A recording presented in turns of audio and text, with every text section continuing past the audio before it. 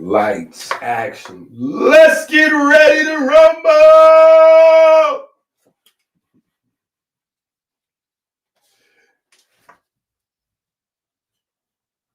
It's showtime.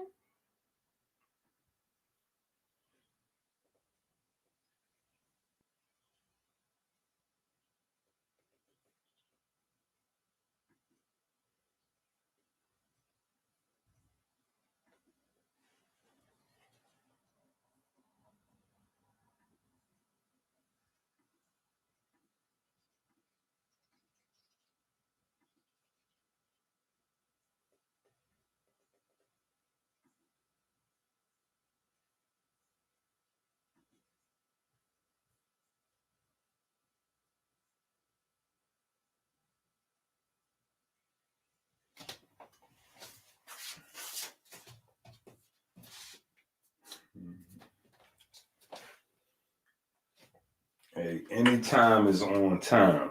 Anytime is on time as long as you get, as long as you up in here.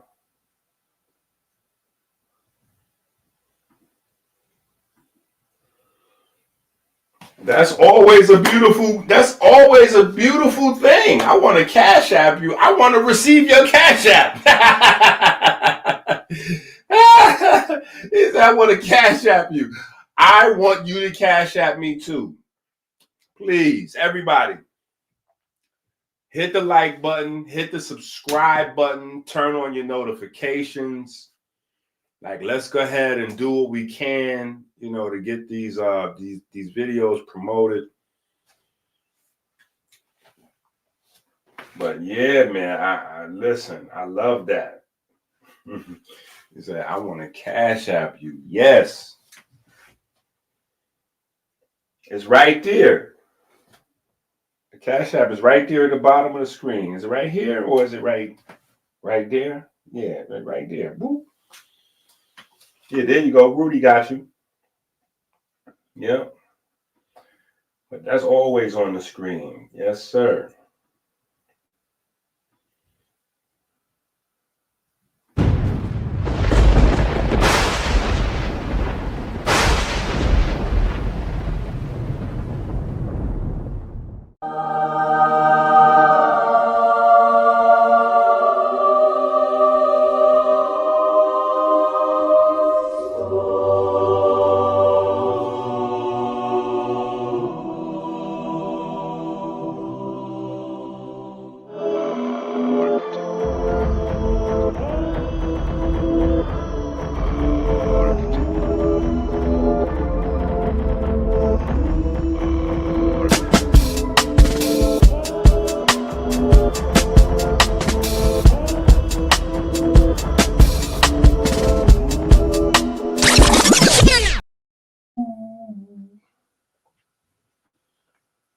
Yeah.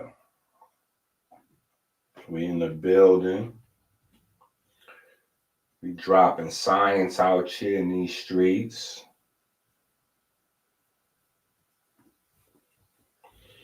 We dropping science out here in these streets. So we got to get to, yeah, come on, let's go.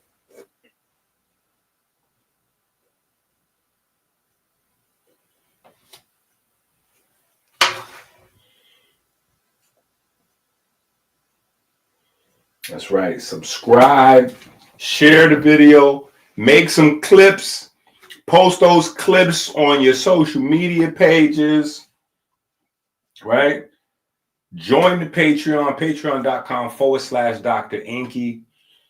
Go to the website, get your stuff, get your Batana, get your Blue Magic, right? AmericanHealer.website. Cash App, all of those good things. $ Minister Inky. And of course, go to Amazon, put the books in your cart, check out.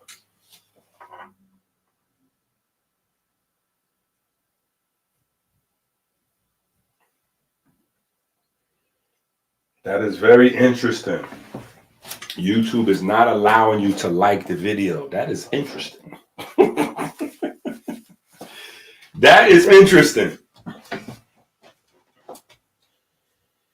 Yeah, today I'm in my minister bag because we get into the real serious. We get into the nitty gritty. I'm looking around for my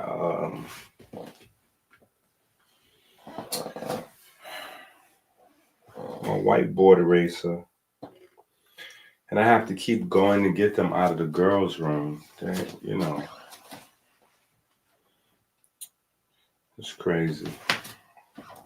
But Chase, I had to go to school for Chase this morning. He got more honors, honor roll, honors. Every time I turn around, that boy got something going on up there. But yeah, last time, it was like a few weeks ago, they inducted him into the National Society of Honor Roll. And then today he got, recognized for Chinese and all A's and some other foolishness. Let me go find this eraser.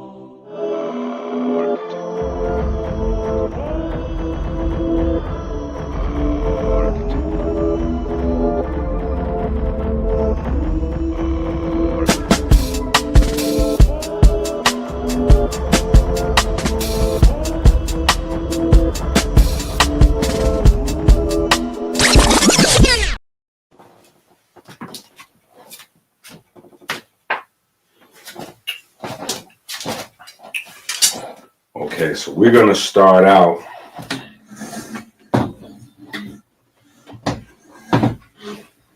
with the recurring theme. We're going to start out with the recurring theme from our latest book, right? Our latest book. And when I tell you this is such a powerful verse in the Bible,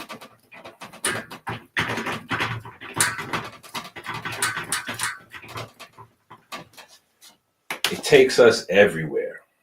It really takes us everywhere. And I feel like this verse is like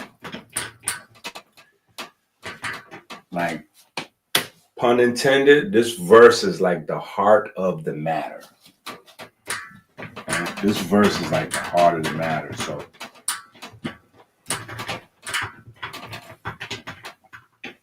that's why it's in the title of the video. And you'll see when you get the book. I think we're ahead of the book. The book may not be out for another day or two. Right? The book may not be out for another day or two.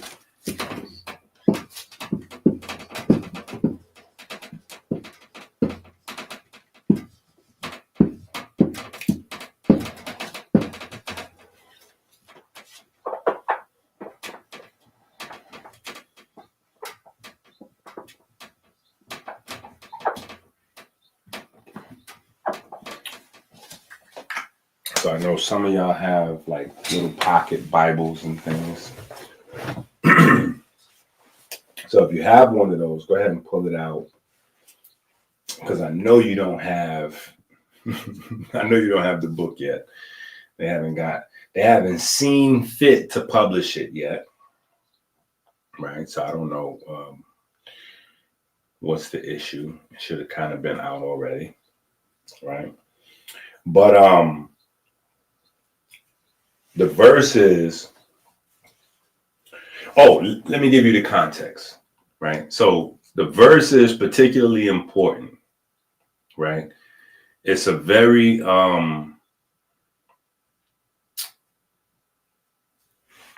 if you are in the Christian space, let's just say that. If you're in the Christian space, you're probably very familiar with this verse, right? If you are in the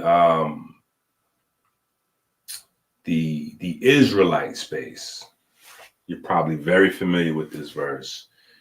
If you are even maybe in the Jewish or non-traditional Old Testament space, you're probably familiar with this verse.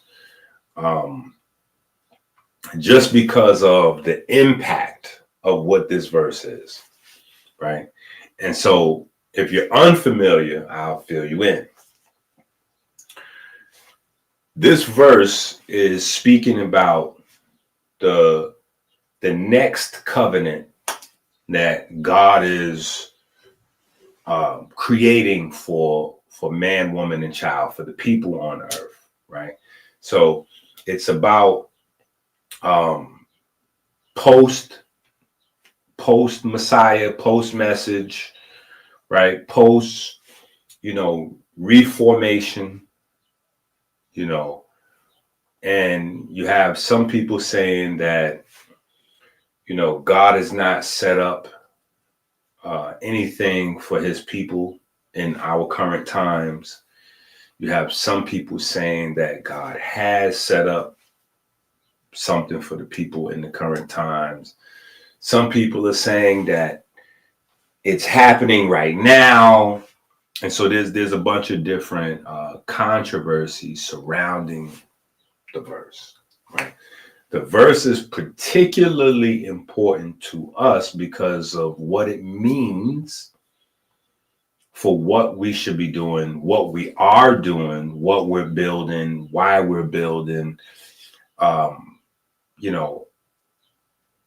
to stay healthy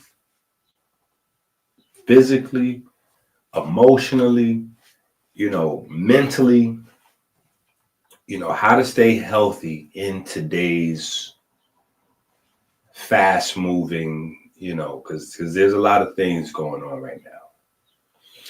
I was having a conversation yesterday with one of the bros, and I was telling him, I said, you can't help but see some of the Diddy, some of the Diddy coverage, right? You can't help but see some of the Diddy coverage. And somebody sent me a clip of the quote unquote, well, I don't even want to say that on my video, but the guy who was arrested for, lighting a candle, we'll say that, lighting his Roman candle inside of one of Trump hotels. Remember that guy? And he had claimed that he did some things with Diddy and Cassie and Rick Ross, and he just said the craziest things ever in the interview.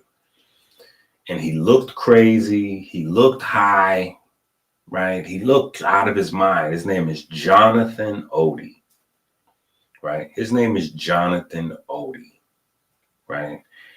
And he just was saying these crazy things, but because I remember when it first had happened, I seen the whole arrest interview. And the interview that they posted is still on YouTube. It's 4 or 5 years ago. And it's about 45 minutes long, right? He said a lot of crazy. You should, if you're interested in the story and you're following along, you should go watch that interview. Because I don't think you can really make sense out of what's going on unless you go watch that interview. Even if you're hip to the $2 billion lawsuit and the liquor company and all that kind of stuff, you still need to go watch this Jonathan Odie interview. And for me, the craziest part was in the first few minutes of his interview, he says, Diddy is a part of the BOULE, right? He says the BOULE, you know, and I think like 99% of the people that watched that interview, he said so many crazy things that they overlooked that part right there. Like he said, Diddy's a part of the BOULE. And so immediately, and I'm not necessarily a person that subscribes to Steve Coakley, right? But I do remember that he was predicting some things regarding that organization. You know, he was predicting some things regarding that organization. And so when looking at the Tory Lane situation, you know, the DNA proving that he never touched a gun and, you know, just all kinds of, just like, it's a crazy time period that we're in. It's a crazy time period. It's a great time to be alive. It's a great time to be alive, but it's a crazy time period that we're in. You know what I'm saying? And to think like Steve Coakley was predicting some of these things, you know, maybe 10, 20, 30 years ago. Like, yeah, it's crazy to just, you know, and most of his stuff has been wiped off the web. You know what I'm saying? Most of his stuff been wiped off the web, and I'm not necessarily a Steve Coakley subscriber, or, you know, but he said some things about that organization. And when that guy, Jonathan Odie, started his interview with that, I was like, yeah, because what we seeing, I believe, has very little to do with what's actually going on behind the scenes. So I think it's very important for people to understand that, you know, God is a real thing. God is a real thing. You know what I'm saying? God is a real thing. And when you're working on your health, that's the relationship that you're working on. Working on your health is working on the relationship with your creator. Right? I just think it becomes more important if people understand who, what, where, when, and why. Because then you can be more active. And then you can hold yourself more accountable when you realize what the Bible is saying in many instances is true. You know, like nothing you're doing is not being recorded in the book of life. There's nothing that you're doing that's not being seen. Right? And I know that may sound spooky, right? That may sound spooky. Like when you think of that, like everything you're doing is being seen by your dad or your mom, but like to the umpteenth power. Like your dad's ad infinity, like the creator, like it's watching. Right? That sounds spooky. Even for some of us sounds ridiculous. Right?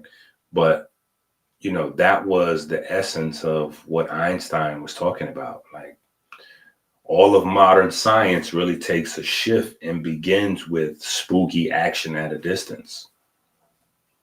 You know what I'm saying? So you can say what you want about spooky, but you know, spooky action at a distance is what science is about today, right? Quantum entanglement, right? So it's just interesting that we have this Bible verse as the determining factor for moving forward, right? The determining factor for moving forward, Jeremiah 31:33. And it says, but this shall be the covenant that I will make with the house of Israel. After those days, saith the Lord, I will put my law in their inward parts and write it in their hearts, and will be their God, and they shall be my people. So again, let me highlight. After those days, saith the Lord, I will put my law in their inward parts. I will put my law in their inward parts and write it in their hearts, and will be their God, and they shall be my people. I will put my law in their inward parts.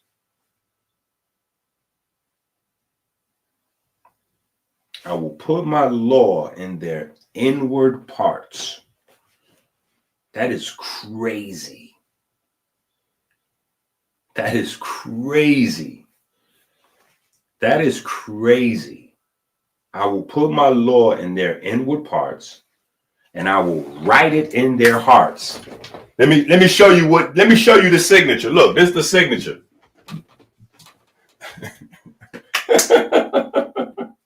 This is the signature right here. Signature, sign of nature, sign of nature. This is the signature right here. God has a signature. Is this like scribble scrap almost? God has a signature that's almost like scribble scrap, because that's where, the innocence is just children, doing their thing. So when you give a child a pen, you say, yeah, sign your name in script. They do like probably more of an exaggerated version of that, but it kind of looks like that, right? So bad. This is a little earlier than a half a day, ain't you? No, this is half a day. No, you're getting it mixed up. So half a day is like right around now, but early release is like 1:30 or something like that. Okay, yeah. I don't know why they make a difference. Because they pimping them paychecks, they figuring out how to work the system. Okay, so John Q. Public.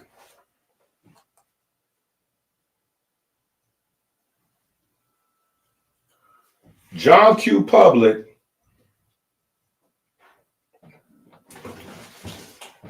falls under the idea that doing the same thing over and over again and expecting different results is crazy rule. Right? So bear with me for a second. Right? We've all heard of that. We've all even said that. Right? Doing the same thing over and over, expecting different results. Right? That's one of the definitions of crazy. Right? But I was forced to take a second look at that concept. Right? When we think about physics, right? When we think about physics, right? We have physics and then we have quantum physics.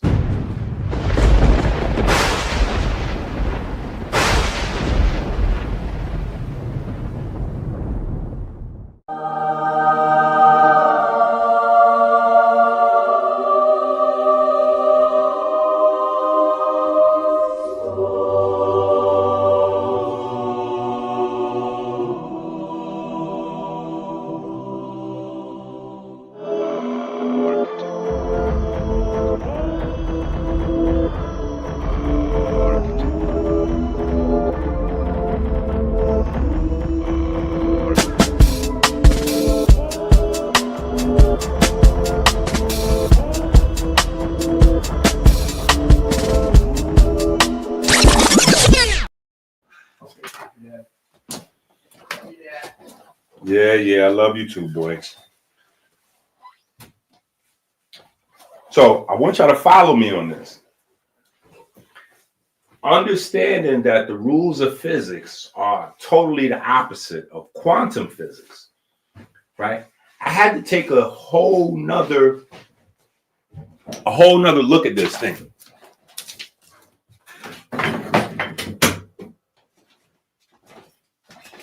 I had to take a whole nother look at this thing. And I thought about it and I said, well, practice makes perfect. Right? Practice makes perfect. So I guess there is a space, right? Well, some people say perfect practice makes perfect. But there is a space where doing the same the same thing over and over and expecting a different result is not only crazy, but it's the pathway towards greatness, right? It's the pathway towards greatness. The sun never takes a day off. The sun does the same thing over and over and over and over and over and over again, and literally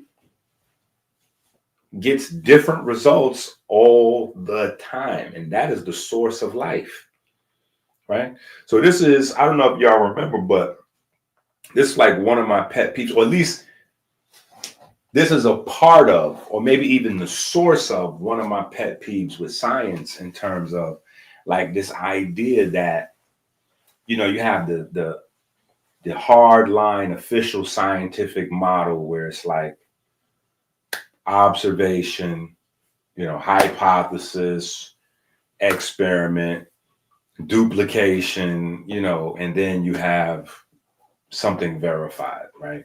And so one of my pet peeves is the idea of duplication, because in life, in the living, duplication doesn't exist. So that would almost be like saying you at home watching this right now, or you at work watching this right now, are not real, because you cannot be duplicated, right? And so everything associated with life is unique. Experiences, even if we all experience the same situation, we have different perspectives on it, right? So nothing about life is duplicatable, right? Everything in life is unique, which is why the numbers that are like universal constants, right? They're usually like highly irregular, irrational, like very unique number sets, right? Very unique numbers and very unique number sets, right? Because that's what life is. So, you know, even something as basic as, you know, me outside with Caleb, right? Or Kylie, you know, they see Chase. Chase got a little jump shot, you know. So they're like, Dad, you know, I want to shoot the ball in, you know, I want a shot like Chase. I'm like, well, you got to shoot. They're like, yeah, but it's not going in. I'm like, yeah, but you got to keep shooting. You have to keep doing the same thing over and over and expect different results. You have to keep shooting. You have to keep missing. And just know that if you are working on your form, your release, right, and all of the fundamentals, that at some point, if you keep shooting and missing,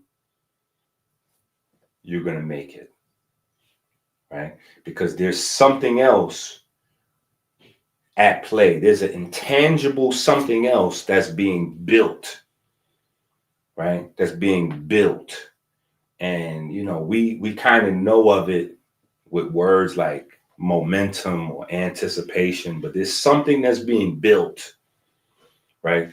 That translates to muscle memory, your neuromotor, you know, cortex, the arbor vitae or the tree of life, right? It's something that translates where we're building up the neural network. But when we say building up the neural network, we're building up the neural network with something, right? So even when we use the term building up the neural network, you build, like when you build a house, you don't just like build a house with ideas. You build a house with something, right? Sheetrock, cement, bricks, wood. Like you build a house with something. So you're building these neural networks with this stuff that you're building while doing the same thing over and over and over, expecting different results. And it's been proven over and over that this is the blueprint for success. So this is kind of, you know, what you do to get to a successful space. So anyway, Just follow me for a second, because this conversation is important. This book is important, right? This stuff can turn some stuff around, because I know that there's somebody that's watching, right? There's somebody that's watching, and because they're consuming all this information, they're buying the books, they may be in the Patreon or whatever the case may be. Sometimes we get into a space where just being associated with a thing is good enough. Just having access is good enough, because we know that when it's time, and when we get ready, we can go ahead and utilize whatever that thing is, right? And what I want to stress to you guys is your health is not that thing. Your health is not that thing. There's not a my heart stopped and I got a second chance. My daughter broke her neck. She got a second chance. That doesn't happen to everybody. That doesn't happen for everybody, right?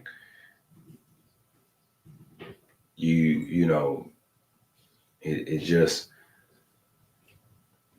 and I was talking to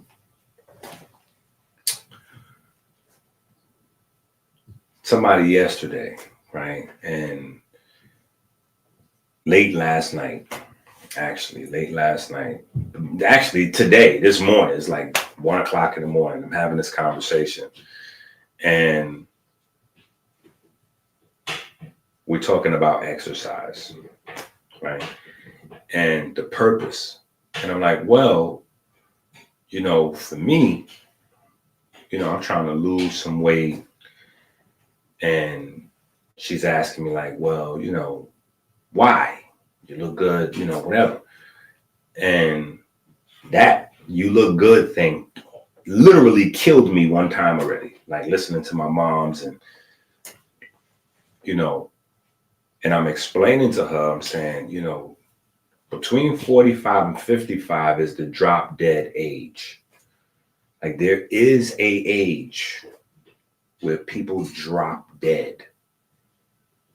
Like drop dead. Between 45 and 55 is the drop dead window. It happens more for men than women, but it happens for everyone in that age group. You drop dead. Like nobody knows why, you just drop dead. Now, they can do an autopsy on the body afterwards and find out, you had several arteries or, an unforeseen, blood clot, or, you had a lot of fibrosis in the heart. And so, they can do the autopsy and work backwards and figure out some stuff. But yeah, there's a lot of things that get you without a warning sign, right? And so I was talking to her about me needing to lose, 10 to 20 pounds, and just the whole dementia concept and everything. And I was saying, like, a lot of times the people who actually have symptoms, the people who actually get sick, the people who actually have to go on Medicaid, a lot of times we don't know, but these are the lucky people. These are the lucky people. Something happened, and a lot of times we bash, the medical establishment for the medicine or the surgeries or whatever the case may be. But a lot of times, even if they don't cure anything, right? Even if they don't cure anything, a lot of times we're hemorrhaging life, and they can supply you with a Band-Aid. So okay, yeah, I've got to make these changes. Now, whether you make the changes or not, whole nother story, but at least you get an opportunity, right? You get an opportunity, you get a shot. There are a lot of things that do not have symptoms. And people don't really discuss these things because there's no money in discussing things that don't have symptoms. Right? There's no money in that. You know what I'm saying? Like no symptom, no group of symptoms. There's no way to market you a medicine or a surgery or service or product, or there's no way to do it. You know what I'm saying? But what I'm here to tell you is that Jeremiah 31:33 is speaking to that in general and in specific. In general and in specific through this signature. In general, in specific through this signature, right? Okay.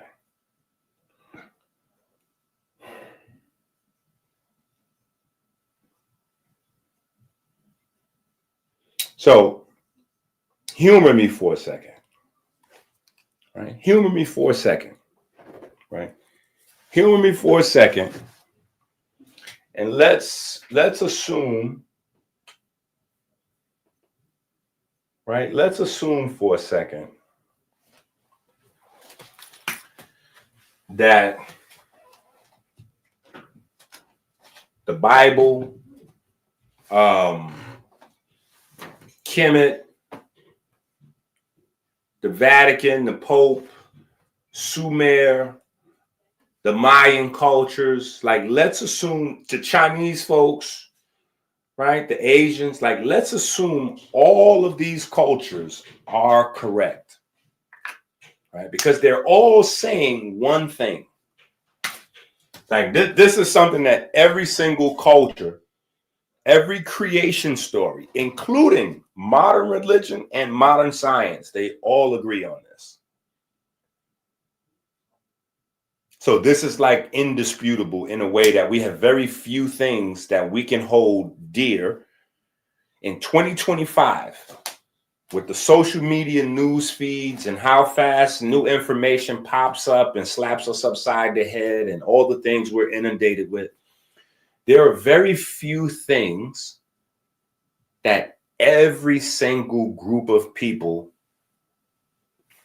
say, we co-sign that. We'll stand by that. Right? Every single group of people, right, says that Earth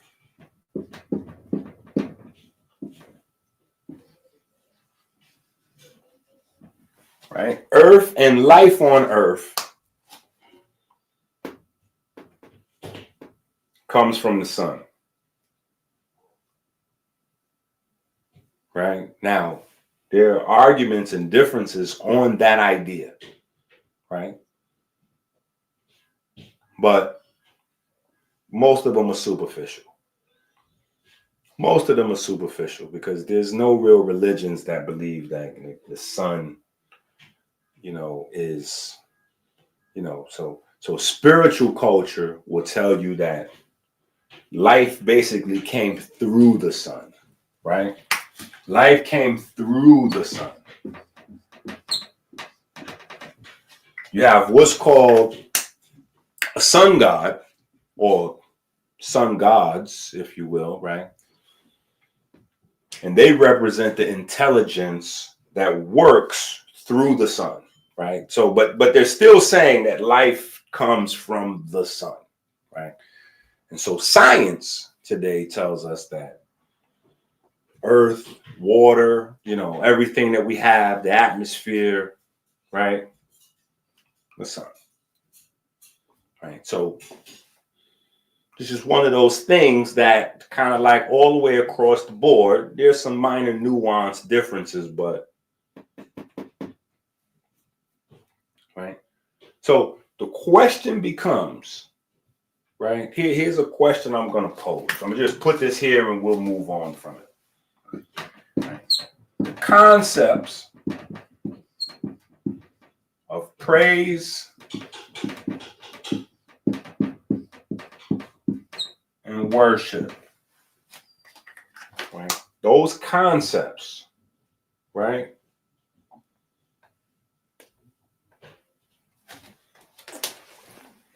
How do you personally fit those into your life? Now, before you get spooky, and you know, I just want you to just, because we going somewhere with this. We're going somewhere with this. This is a quantum conversation, right? So don't think that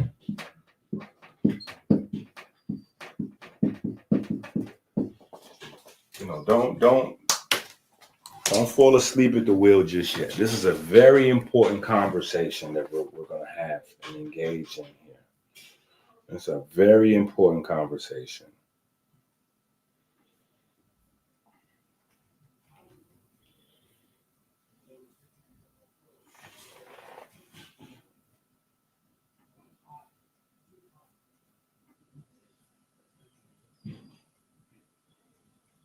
I know when you start getting too religious on folks, or even if they smell some religious philosophy, they start getting spooky. But that's modern science is spooky action at a distance. So we have to get into that spooky space. We have to go into the spooky space if we're going to do what we're supposed to be doing over here.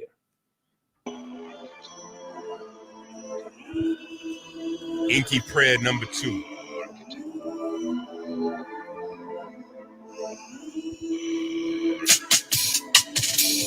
We give thanks and praise to the Most High God for the divine spark that set ourselves into perpetual motion.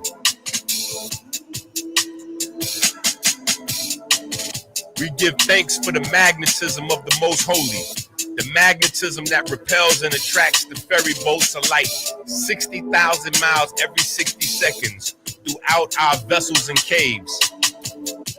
We give thanks for the ability to drink clean water every 60 minutes, flooding the river of life.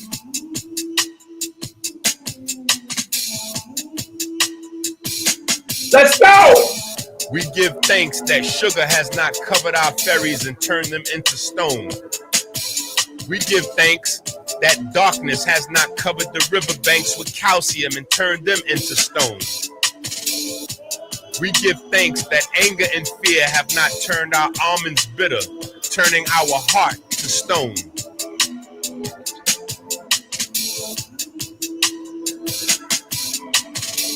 We give thanks for smooth sailing upstream through the valley of death, through the superior vena cava into the right atrium.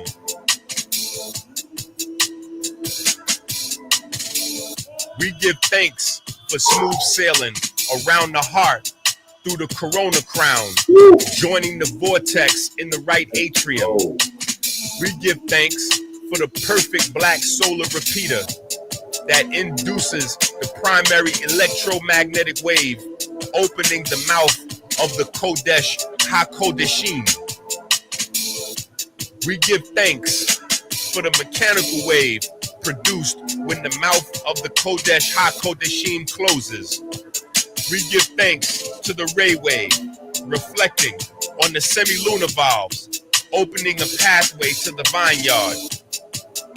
We give thanks for the mechanical wave produced when the lunar gate to the vineyard closes.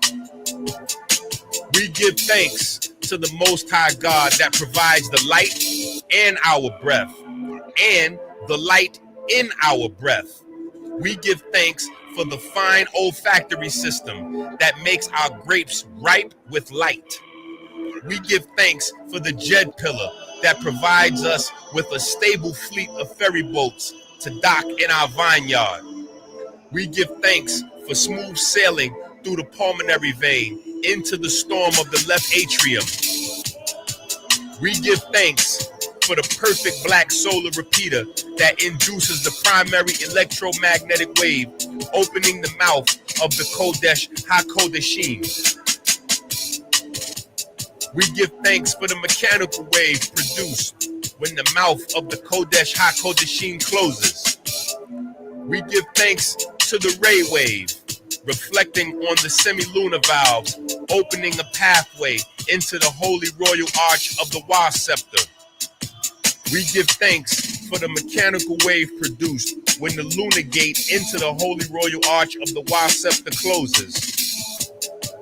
We give thanks for the magnetism of the most holy, the magnetism that repels and attracts the ferry boats of light 60,000 miles every 60 seconds throughout our vessels and our caves. Amen.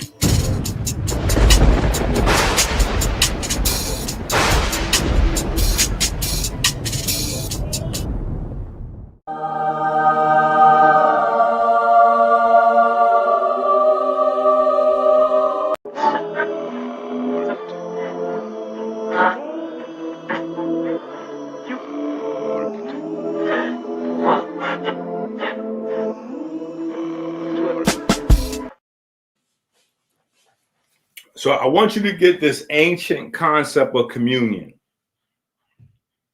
right? I want you to get this ancient concept of communion, right?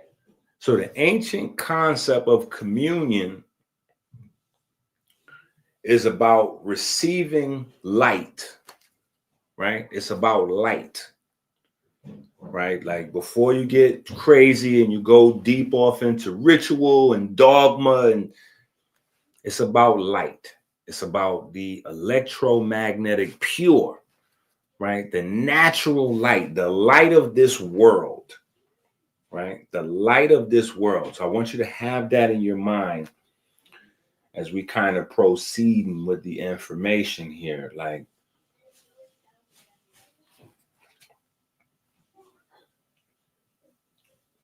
there's a nexus, right? There's a nexus. There's a nexus between this picture I keep flashing on the screen here and what we're hearing in Jeremiah 31:33, right? Because there's law that's written or that will be written, that's possible to be written, right? Inside your body, in your body parts, right? In the cells of your body. Yeah, think about this. Like this is kind of crazy. This is kind of crazy to even be in the Bible. Like you got to realize whatever your feelings are about the Bible, it's a 2,000-year-old book. 2,000 plus some odd, like it's 2,000 plus years old, right? This is crazy to be written in there. These are some crazy concepts to be in there. Like there's something that's going to be written in your heart, right? There's a law that's going to be in your body parts that's going to be written in your heart. Like that's crazy, right? That is crazy. Now, if you've been with us for a while, you already know what this is, right? You already know what this is, right? You already know what that is, right? But to have this in Jeremiah 31:33, this is next level, right? This is next level. And then to go back and to look at the early concepts of communion and see that there is something going on here, we have to realize, right, what is. So now we have to transition. I wish I had I might need to get like a black sheet that I can cover this up with sometimes. Take your mind off of it for a second. Like just put a black sheet over this and cover it up. Right? Because now I want you to just like hit pause on just the whole previous conversation for a second. Right? Like hit pause.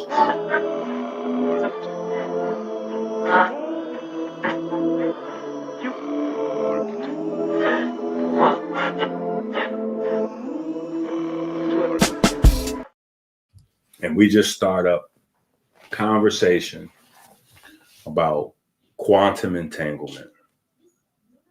Right? We just have a quantum entanglement conversation. Right? What does quantum entanglement mean? Right? What is quantum? Because when you start having spooky conversations, like that's what people call this. When you start getting into religion and you start talking about God, but not God like in a hypothetical sense, like God like in a real sense. People like, nah, I don't like that spooky. You know what I'm saying? I want to know what happened with the game last night. Is Steph Curry back, or is, you know, what's going on with the Diddy trial? Like, they don't want to have that spooky conversation, right? But they do want to know what's going on with modern science, right? But the problem is you can't really do both at the same time, right? You can't do both at the same time. You can't avoid the spooky conversation and be hip to technology, because it is the spooky conversation, right? And so the spooky conversation, right? Quantum entanglement, right? Quantum entanglement, spooky action at a distance, right? Quantum entanglement, spooky action at a distance means that subatomic particles, right? Specifically, but not limited to, but specifically, because most of the studies were done on these two particles, the photon and an electron, right? Photon and an electron. And if you don't know how we got to this conversation, we got to this conversation because we're talking about, right? We're talking about VO2 max. We're talking about mitochondria health. We're talking about respiration, right? We're talking about fast twitch muscle and neurodegeneration and all of those things, right? Well, the thing that connects your heart health to your brain health to your muscle health is your breath, right? Which is why Nefer is the key word when you're talking about Kemet, right? Or in modern science, the key term is VO2 max, right? VO2 max. How well your body uses oxygen, how efficient your body is at using oxygen, right? And so what you have to keep in the front of your mind is that when you're having the conversation about respiration or brain health, heart health, or muscle health, you can't really go far in that conversation without talking about mitochondria, right? And mitochondria have electron transport chains.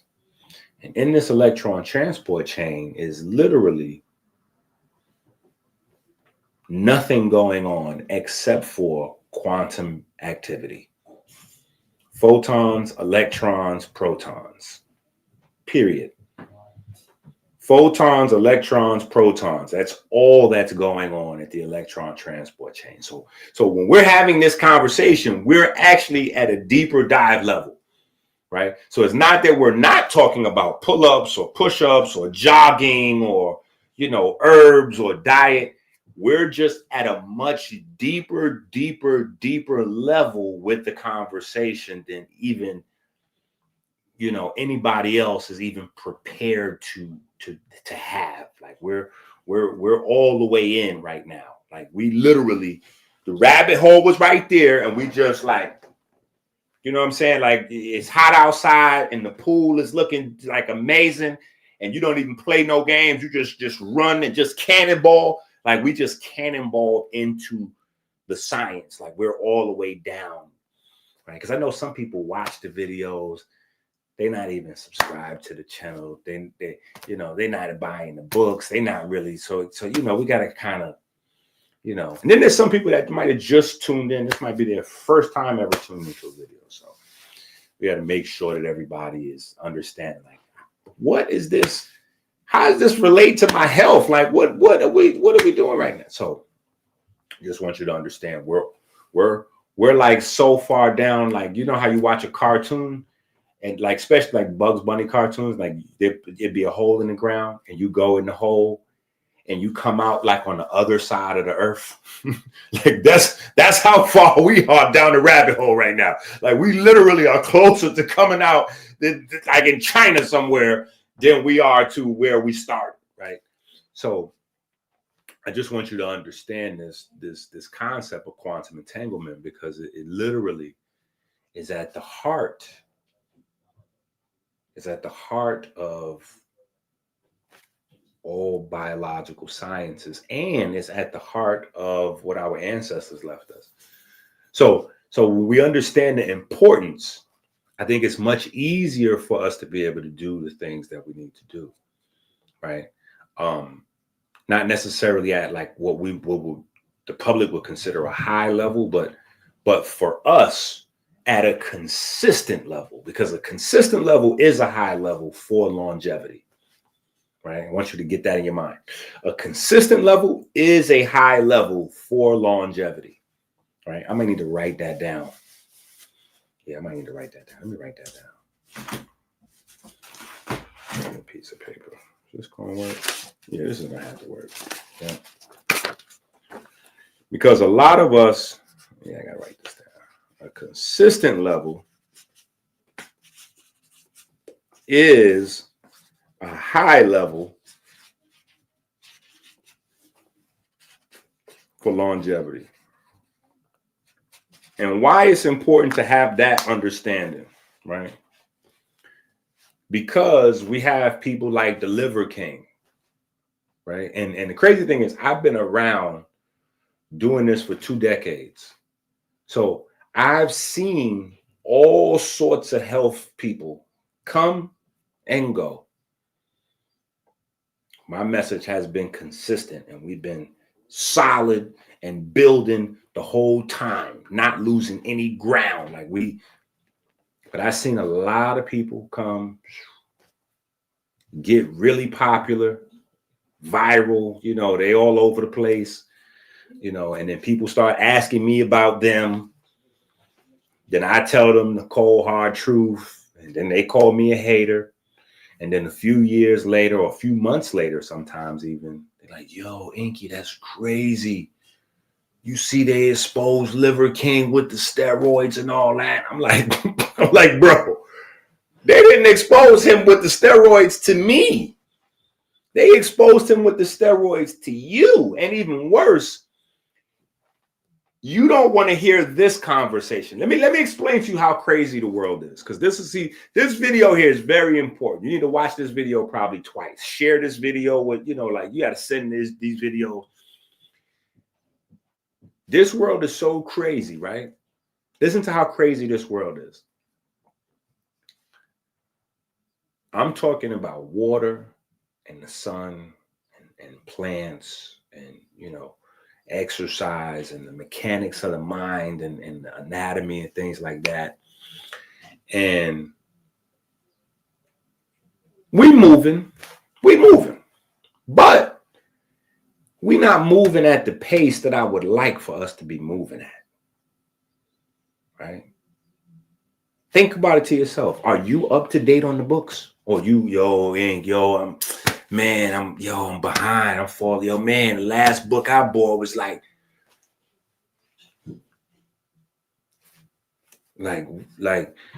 think about this. The Liver King came out, used steroids, and made a whole country, he had the whole country eating raw testicles. Think about that. He had people eating testicles, like eating nuts, like literally. I don't mean to be vulgar, but this, like, he literally had the whole world, like the whole health world, everybody is eating testicles. They eating penises also. Like this didn't stop with testicles. Like this was people violated themselves in ways that, you know, and then sometimes when we say like pause, or, you know, when we, yo, I don't gotta say that. I'm like, yo, we folks need a reminder. You know what I'm saying? Like, my man showed you some muscles, and just the superficial idea of his muscles had people willing to go and eat testicles. People were buying animals cut off private parts to like put in their, you know, like,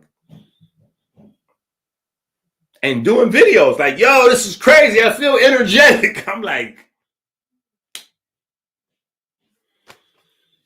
this is a crazy world that we're living in. It's easier to get people to eat the testicles of wild animals. Even when I say it like that, it sounds crazy. Like, come on, Inky, that could never happen. Bruh. We just literally lived through this happening, like a phenomena. Kids was doing it in high school and all that. They was getting their parents to do, hey, Mom, look at this. I have to buy me some of these. No, we can go to the butcher and get some. I'm like, what is going? And people hit me up because I'm Dr. Inky, right? Like, yo, Doc, what you think about this? You got to start doing some of this, Doc. You got to get some of this right here. You know, you should sell powdered testicles, and you should, yeah, Doc, you got to get some of this in the products. And I'm like, nah, bro. They're like, nah, I'm telling you, you got to start doing some of these videos like Liver King, because I'm like, if you understood the concept of quantum entanglement, we're still going to make mistakes as humans, but just certain things you're not going to do. Right? And that's why, you know, for a lot of reasons, we got to get this idea of quantum entanglement down, and why it is that Einstein called it spooky action at a distance. It was known as spooky action at a distance before it was well known as quantum entanglement. Quantum entanglement is the sweet, you know, it's the take the sting out of it type of name. You know, it's the, you know, we're eating beef instead of like eating baby cows. Like, you say we're eating baby cows, it sounds crazy. You say we're eating beef, it sounds like it's, you know, it's food, right? So, because cows are mammals, and this is a wholly revered animal, so we don't want to say we're eating cows. Like, that just sounds crazy. You know, we're eating beef, you know, red meat, you know. Yeah, we phrase it a different way. You know, we phrase it a different way. So, you know, spooky action. But, you know, the way my mind works, you know, I see deeply into things, right? I see deeply into things. So that's where we go from the breath, right, to the blood, to the muscles, to the mitochondria, to the cristae, to the electron transport chain, to the subatomic particles, then beyond the subatomic particles into the organization, the structure, and the essence of what energy is itself, right? So this is, you know, so I'm like, I think everybody missed the fact that although Einstein, you know, came of age, you know, scientifically in Germany, Einstein is a Bible guy. It's funny how, listen, this is what I'm saying. It's funny how these evolutionists, these Darwinists have twisted the facts to blind the world, right? We're forgetting, because Einstein is the scientist, and scientists don't believe in God. They literally disprove it and blah, blah, blah, blah. We're forgetting that Einstein grew up as a Bible thumping, like his family is hardcore Jewish people. Yeah. Einstein is a Jewish man.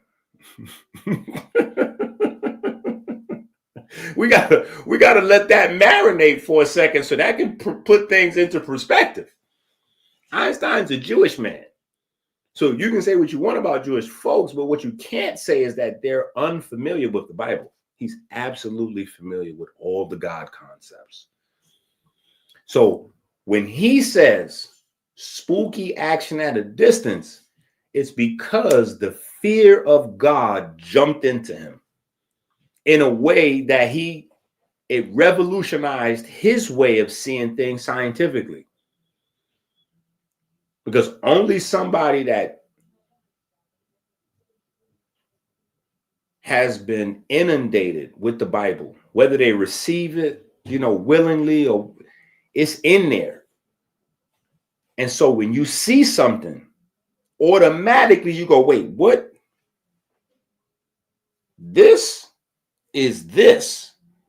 When you see that you done got into a space with subatomic particles, and subatomic particles are always connected. No, they're always connected. This is what I'm saying. Subatomic particles are always connected, even when they're at infinitely long distances away from each other. Infinitely long distances. So that means that the subatomic particles in the sun are still connected to the subatomic particles flowing through your mitochondria right now. And not only are they connected, but they're sending information back and forth to one another. Yo, I'm trying to tell you something. This is the essence of what spooky action at he's like, whoa, you know what this means? Do you like, it's like you find it, you discover a thing or you uncover a thing, and then it's, do you understand the ramifications of that? That's always the next line after a groundbreaking discovery or paradigm shift. Is, but do you truly understand the ramifications of what we have just uncovered? And I don't think people do. Quantum entanglement. Quantum entanglement. Because then we have to go back to the sun. And not in a religious sense, but in a scientific sense. Because the sun, for our solar system, is the source of subatomic particles. It's the source. It's the source. Like literally, life on this earth doesn't happen without these subatomic particles that come to us from the sun.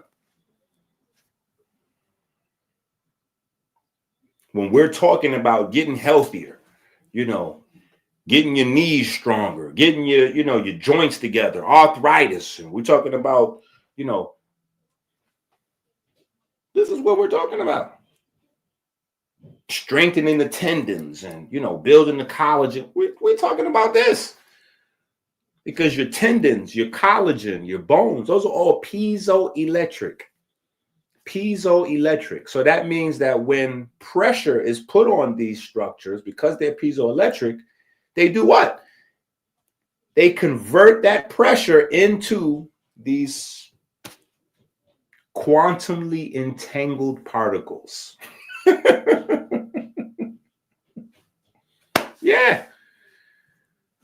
Mitochondria. What is mitochondria doing? Mitochondria is cycling subatomic particles through so that it can recycle ATP that you can release inside your cell, right, for exothermic chemical bond energy, aka light. Yeah, so you have subatomic particles recycling a molecule that you're going to use to release light into your cell. Yeah. How efficiently that process works, that's pretty much your health. That's how well the cell works, and how well that works across cells, right? Is how well the organ, the gland, or the bone works, and how well that works across your organs, glands, and bones is how well the body works. Yeah, but it's coming down to these, quantumly entangled tattletales, because They're telling. They're telling. They're sending this information. They're receiving some information and sending and receiving. And yeah, there's someone on the other end of the phone line, right? So it's not a matter, again, of the sun, but it's the intelligence behind the sun, right? It's the intelligence behind the sun, right? Because it's information that makes things change. It's information that makes things move, right? So specific bands of light, right? They just have innate information. And the information carried in a photon is based on how the photon was produced, right? And so because the sun repeats its process, the photons that are released by the sun, right, depending on how they're released, it's going to determine, right, the information they're carrying, which we can translate to, wavelength, speed, velocity, right, things like that, right? So we get an idea of the type of information each photon is naturally carrying based on speed, vibration, frequency, the things that we, the basic way we normally chop up the electromagnetic spectrum, right?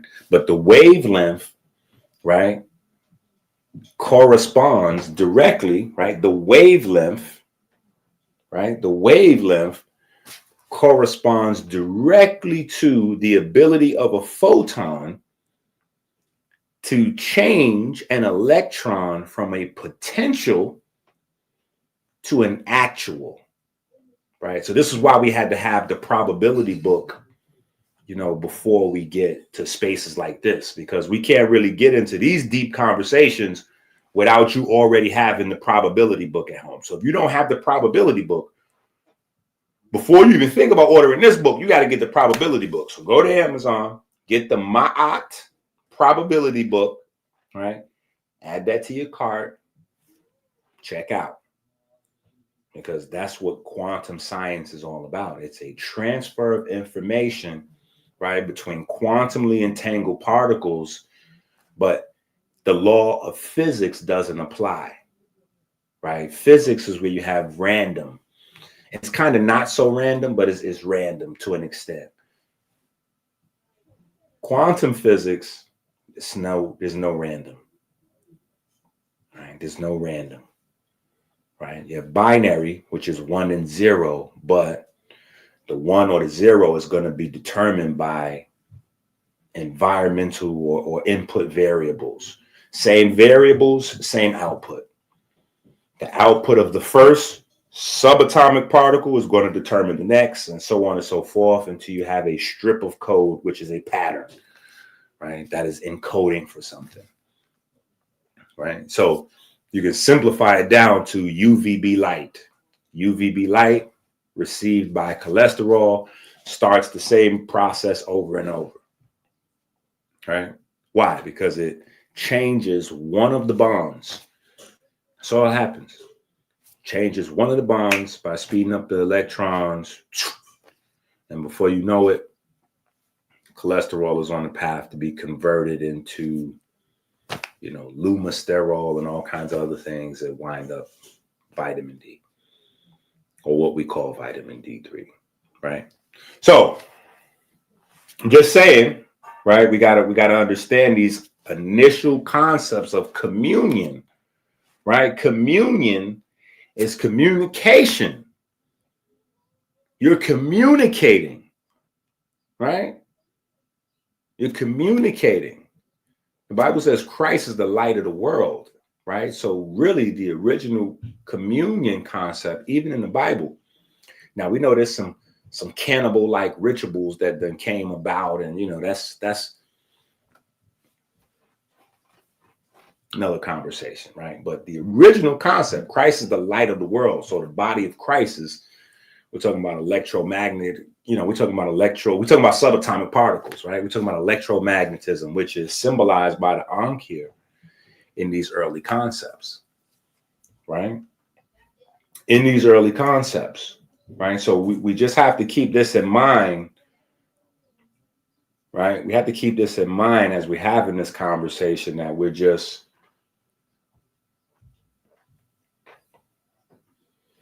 at a deeper level, right? We're just at a deeper level, right? And so you have the body of the sun, right? And then you have the part that I'm much more interested in, which is the corona, right? And then from the corona, you have the solar wind, right? Which is interesting because the solar wind is literally like the thoughts of the sun, right? If the corona is the mind of the sun, the magnetic field of the sun, the solar wind is generated from the corona. So the corona is a non-physical thing that's generating another non-physical thing. Right? But it translates, via subatomic particles, right? That's the beauty of the subatomic particles. Subatomic particles are the things that are in between the non-physical stuff and the physical stuff. So when you have the quantum mechanics conversations, usually it's about photons and electrons, because that's the interface. That's where the non-physical, right? Because photons doesn't have a mass. There's no mass to a photon, right? So that's a non-physical substance. Even though we talk about light as if it's tangible, it is not, right? It is not tangible. The wind is not tangible, but the light is on a whole nother space. Light has no mass to it, no mass, right? Christ has mass, but light has no mass. Very interesting concept, right? Where they get the concept of mass in church, right? But so photons have no mass, right? But the photon translates its information to electrons, and electrons is the start of physicality. Electrons are the seed of the physical world, right? Because you can, this is why I highlight when we talk about the periodic table that hydrogen doesn't have a nucleus. It just has a proton, right? There's no neutrons. And if there's no neutrons, there's no formed nucleus. There's just an electron moving in relationship to a proton. That's it, right? That's it. And it's the electron that forms the bonds with all the other atoms. So when compounds, molecules, and minerals and all types of larger structures are formed from atoms, it's the work of electrons, right? And so photons translate directly to electrons. And so that's where the whole science is studied. That's where the non-physical translates to the physical, right? And so that's where all the magic happens. Right in that little pocket right there, right? So, a picture's worth 1,000 words, right? And so when we talk about this solar wind, right? The solar wind comes through because our planet, and we'll see what time does. Time may age this comment or this insight of mine's well, or not, right? But our planet is in like a virtual placenta with the sun, where these solar winds come right to us, right? And our placenta, the magnetosphere, right? The magnetosphere of the earth is able to kind of like pre-digest the solar winds for us, right? And so, at the North Pole, we have the aurora borealis, and we see the lights in the sky. That light show, which back in Kemet, they refer to the aurora borealis as the throne, right? The great stairs, right? So this is why Isis, right? The throne, the great stairs. The great stairs is the throne, right? Because that's the most high seat on this planet, right? The great stairs. That's where the sun's energy comes into our atmosphere, right? And from there, it translates to the air, right? So we're breathing it in. unless we're breathing in a lot of smog and pollution, another story, right? But, you know, it goes into the clouds and the water and the soil, and it becomes a part of the plants that we eat, right? So the solar wind thing is, you know, this is a whole vibe, right? This is a whole vibe. We've got to have this conversation. We've got to have this conversation, right? So just as energy is a resource that facilitates mechanical operations, right? If you're taking notes, take notes.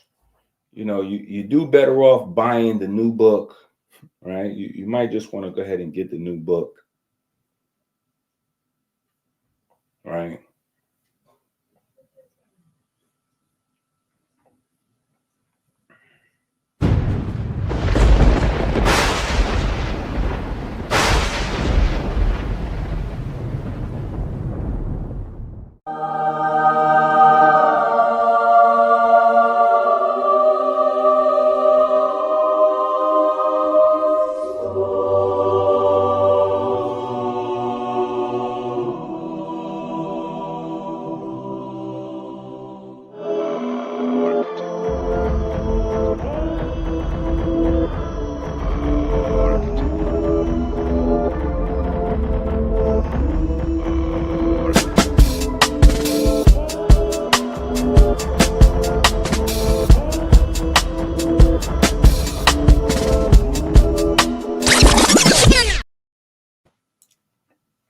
Okay.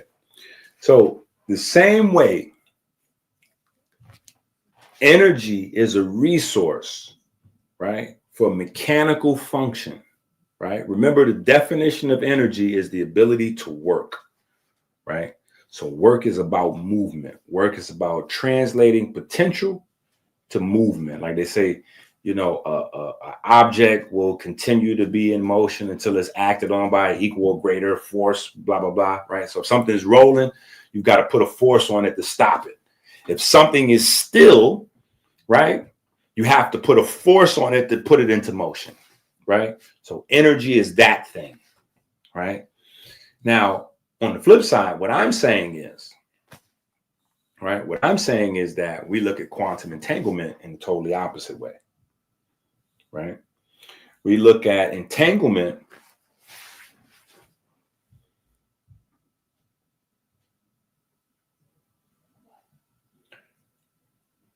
well, we working our way around there, right? We working our way around there.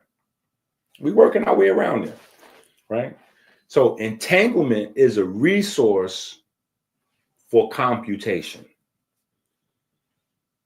right? Entanglement is a resource for information transfer. Entanglement is a resource for intelligence. Entanglement is a resource for organization, structure, right? Yeah, I want this to, right?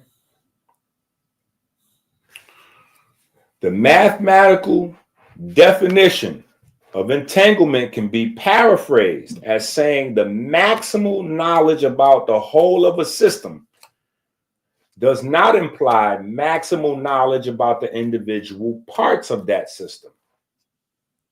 If the quantum state describes a pair of particles entangled, then the results of measurement upon one half of the pair can be strongly correlated with the measurement of the other, wherever it is, because of that information transfer, right? And so this is where comedic science, right? High level comedic science, priesthood, right? This is how that's translated into what we know of today, maybe in a watered down, and well, definitely in a watered down version, but what we know of today as Freemasonry, right? Because ultimately, Masonry is about measurement, right? Measurement. And the game changed on the symbolism regarding masonry post-observer effect. Post-observer effect. Once the observer effect became widespread information, became widespread knowledge, you now have the understanding. Just observing a system changes the variables of the system. And so because it changes the variables of the system, it changes the output of the system. Because your observation adds information into the system. Your observation, any observation, adds information into the system, right? Well, that's not possible without understanding quantum entanglement to some extent, or superposition, right? Which is heads and tails, right? Right? Information transfer, faster than the speed of light, beyond causality and locality, quantum, the underworld of Asar, right? And that's kind of why we needed to have that little conversation from the last book, Yahweh versus Atum. If you don't have that book, go to Amazon now, get Yahweh versus Atum, add that to your cart, check out, right? But when we talk about the Book of Gates, hour number 7, and how, it talks about the process of growing grains, right? The process of growing grains from an energy perspective, right? And how Asar, or Usia, as pigment, right, is able to organize work, right? He's able to organize work, right? Structure work. Structuring work, because work has an inverse relationship with energy. Structuring work is the result of translating energy or translating light, which is what pigment does, right? And the perfect black has always been depicted as green. And so we know the act of photosynthesis is green pigment. Osiris is always painted green, right? So they're explaining to you the process of this green pigment being able to absorb light and structure work. Remember, energy is the ability to do work. So this pigment is able to absorb light and structure the work. Well, what is the work that green pigment does, right? When it has the ability to work, it's photosynthesis. So it translates into the growth of plants into their fruition, which is carbohydrates and starches, right? Carbohydrates and starches, right? So it's important for us to be able to grab hold of something tangible where people can read and go, oh, wow, okay, yeah, this is definitely clearly an analogy or a mnemonic device for, a discussion on photosynthesis. Like, it's clear, straight, straight to the, they even had, bowls that were shaped like, Osiris, where you grow grains, and that's where the idea of like the communion cakes come from, the crackers, the body of Osiris. And so, but just to have that conversation about hour 7, right? Now it adds a little juice to it that, for those of us that know, it's the God hour, you know what I'm saying? So that add a little something to it. But just Book of Gates, hour 7, being from the 18th dynasty, right? That adds even more insight, because 18th dynasty is Akhenaten, right? That's where all of everything transitions. That's where all of this science gets penned about the one God, right? And how all the other gods were just, in the way, blocking the light, so to speak, of the one God that we need to focus in on, right? And So, all of those concepts, pun intended, bear fruit when we get into this quantum space, right? All of those concepts bear fruit when we get into this quantum space, right? So, spooky action at a distance, right? Spooky action at a distance, right? And so,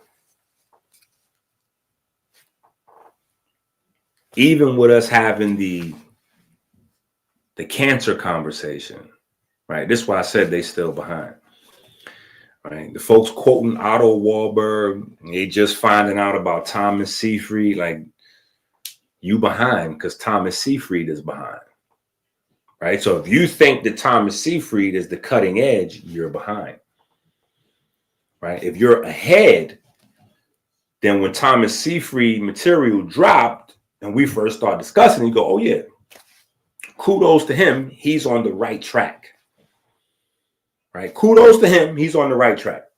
His book is fire. I love it. It's a tough book to read, though. The vocabulary is crazy. You know what I'm saying? It's a challenge. It took me a couple months to get through that book. You know what I'm saying? It's a tough book. It's a tough book to read, but it's information packed and it's all wise, right, and exact. It's just not the end of the story, right? And so if you don't know, in a nutshell, what Thomas Seyfried does is he changes the cancer story. From the Darwinist idea that cancer is driven by mutations in nuclear DNA, he changes the story over to cancer being driven by respiratory protein problems in the mitochondria, right? Respiratory proteins. The respiratory proteins are the electron transport chain. And so what is it that the respiratory proteins do? The respiratory proteins do this. They are conducting electrons and protons, and cytochrome 3 and 4 are photoreceptors. So they're absorbing photons as well, right? So you have a whole nother process going on. On one level, you have a process going on where electrons and protons are crossing each other through these pigments so they can recycle ATP. But then on a whole nother level, you have water being recycled inside these electron transport chains. And then you also have light being absorbed, cytochrome 3, cytochrome 4, right? And then melatonin being produced inside these mitochondria. So you have a whole lot going on. The light show is crazy in there. Star Wars is inside your mitochondria, right? So what's the TV series on now? Like Andor or whatever it is. Star Wars is happening in your mitochondria, right? So on the surface level, when you hear, mainstream science now starting to say, oh yeah, well, it looks like this mitochondria thing is real. It's a cellular respiration problem that causes cancer. What they're talking about is your body's ability to metabolize these subatomic particles, right? And so that means your body's having a problem with the information transfer, right? Back and forth, right? Somewhere along the line, the information's not transferring. That's what this means in essence. This is why we have to go all the way through the rabbit hole to come out the other end. So we can get full clarity on what is actually going on out here. And the reason why we are so distracted, y'all can eat. The reason why we're so distracted, it may not be like accidental, right? You need to be distracted away from the thing that you should be focusing on. You gotta be distracted because there's so much proof. There's so much proof. It's just crazy right now. Right? So, okay. What's our solution? Okay. We released the book a couple of weeks ago. It's called bioelectricity, right? If you don't have the bioelectricity book, you know what I'm getting ready to say. Go to your cart. I need my glasses. The light is bothering me, but the synthetic light, don't start your mess at home. But my children is out there. You know, it's one of them half-a-day days. And if I go outside that door, I might not be able to get back in front of this camera. Right? So I, so that's why I don't got my glasses on. But so get the bioelectricity book, because in the bioelectricity book, we're talking about wattage. Right? We're having a very specific conversation about wattage. Right? And the reason why we do exercise in a different way. Right? We do exercise in a different way. If you notice, our thing is not, like, for instance, we have the Melanin vs. Diabetes book 3. Right? If you don't have that book, go to Amazon, add it to your cart, check out Melanin vs. Diabetes book 3, the fiscal edition, like fiscal, like money, like economics. In that book, we talk about programming your workouts, and we talk about the traditional aspects of programming your workouts, right? But we also get into laying the foundation for why we do our thing differently, right? Because we did Melanin versus Diabetes book 2, and we really went deep into the 60 and 60 and laying the foundation for the 60 and 60.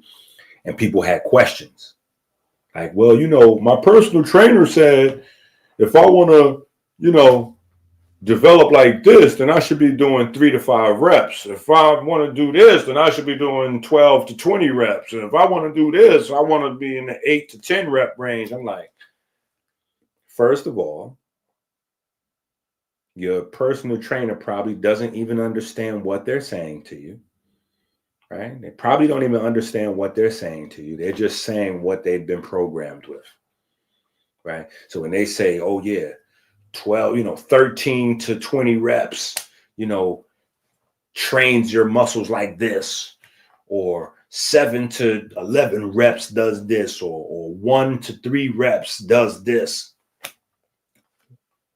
What they may not understand is it's still this conversation, right? Because depending on the reps is based on the maximum amount of weight you can lift.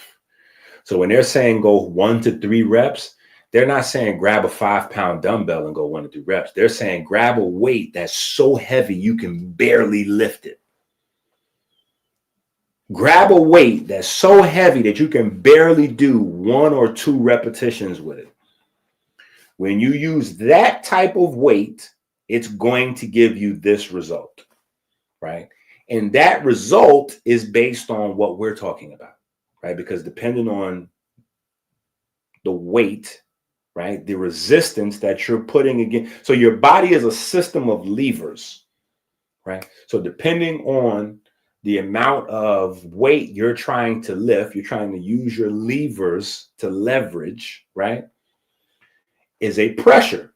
That pressure is going to engage your muscles in a specific way against slow twitch, intermediate, fast twitch. And ultimately, it's going to be glycogen and mitochondria doing the work, right? Now, if the weight is heavy enough, you're primarily going to have to engage those fast twitch, which is why it's only going to be 1 or 2 reps, because after 1 or 2 reps, fast twitch muscles are done, right?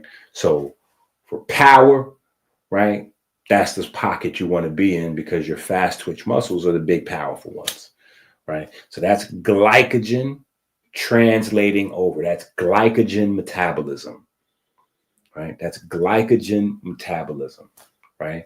And that's the glycogen getting the mitochondria, right, to translate the energy to the filaments, right? What do filaments do? Filaments are in light bulbs and in your muscles.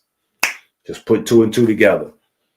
Filaments are in light bulbs and they're in your muscles, right? So think about it. When you turn on the electricity, the filament in your light bulb, right? When you turn on electricity in your body, the filaments in your muscle, right? 2 + 2 = 4. If P, then Q, right? So even those conversations are just superficial versions of, right? And so if you're just trying to get bigger muscles, then you don't really need to know, okay, well, this is this and this is that. And, metabolism needs to be coupled to respiration. And, right, you're just trying to, look good and find a sex partner, right? It's super superficial for you, very surface level. But for those of us trying to get to the next level in longevity and avoiding dementia and metabolic disease and all those things, and have our body working at 50, right? Having our body working at 70, right? You kind of need to understand the mechanics of these conversations, right? So, wattage, right? That's where we went, because that's where my predecessors left it. So, as the young elder whose job it is to take the research to the next level, that's where we picked up the baton at, right? So Robert O. Becker, right, and Dr. Sebi, right, those are my primary predecessors in terms of the body being electric, that conversation. Now, in between those two guys and me, there is a bunch of fluff. There's a bunch of guys out there talking about, the cell resting potential of -70 millivolts and all kinds of other stuff. And the stuff that's accurate in those conversations is out of context. And, it's just, that's not what we need to really, like, that's not it, right? Health is about understanding energy. What is energy? The ability to work, right? The ability to work. What is health? How well your body works, how well your body functions, right?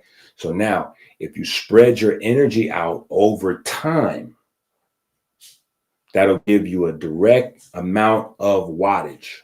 What is the wattage that your body is using, right? What's the amount of electricity that your body is running through, right?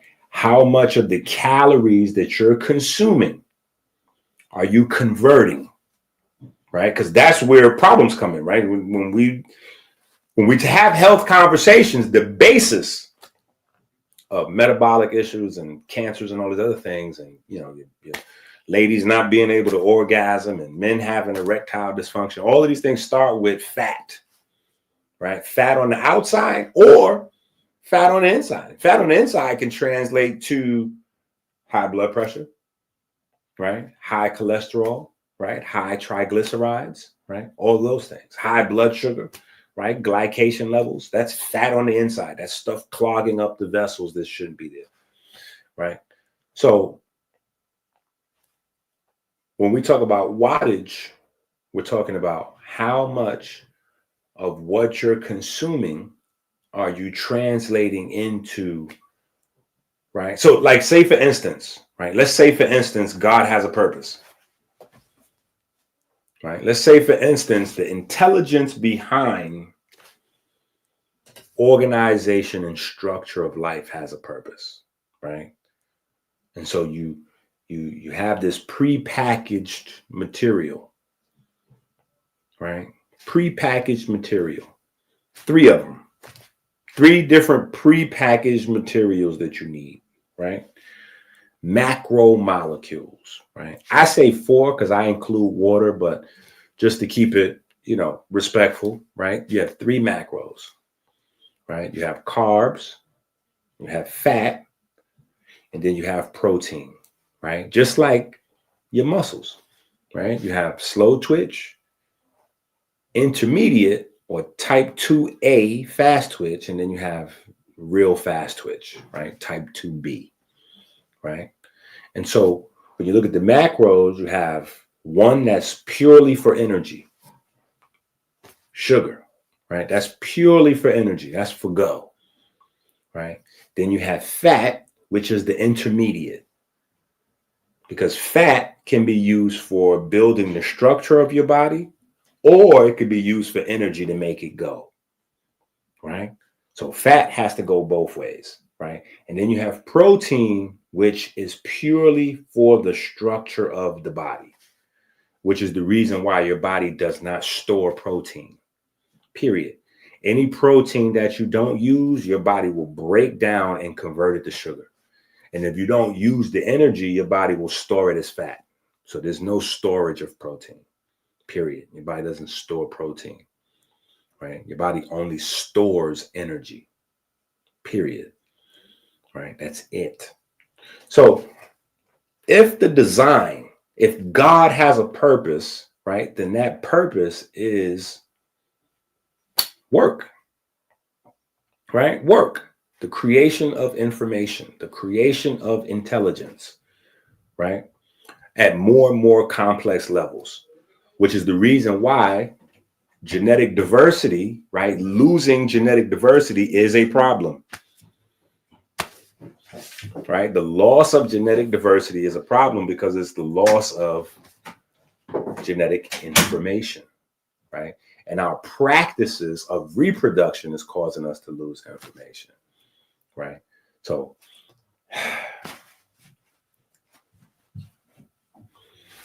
we're gonna have to come back.